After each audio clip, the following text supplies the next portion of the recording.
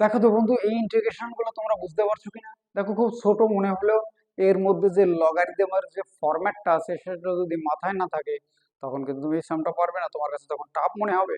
একটু প্রিভিয়াস আমার কতগুলো ক্লাস আছে, তুমি দেখলেই বুঝতে পারবে এই সামের মেকানিজমটা কোথায়।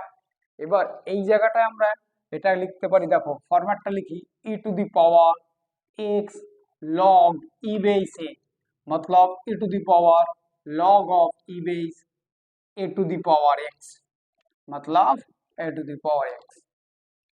এইবার তাহলে আমরা এই ফরম্যাটটা ডিরেক্ট লিখতে পারি যে a two the power x dx।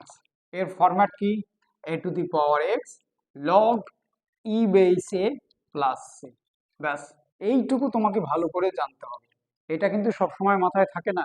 এটা আমি আমার দীর্ঘদিনের প্র্যাকটিস আমি দেখেছি। এবার সেকেন্ড যে সামটা আছে, e to the power a log e base x, मतलब e to the power log e base x to the power a। তার মানে এটা আমরা দাঁড়াবে x to the power a। তাহলে এই ইন্টিগ্রেশন 2 নম্বর যদি এখানে লিখি, integration x to the power a dx, मतलब তাহলে এখানে, তাহলে স্যার এটা এবার কি করব, দুটো বেস আর পাওয়ার আলাদা, তাহলে এটা এই ফরম্যাটে হবে x to the power n dx, मतलब x to the power n plus 1 divided by n plus 1 plus c। তাহলে x এর পাওয়ার এখানে হচ্ছে আরবিটারি কনস্ট্যান্ট, যেটা a বলা হয়, মানে পাওয়ার। তাহলে এটা লিখবো x to the power a plus 1 divided by a plus 1 plus c। Okay friends, তার মানে আমি ঘুরিয়ে ফিরিয়ে একটা ফরম্যাট বারবার বলছি কেন?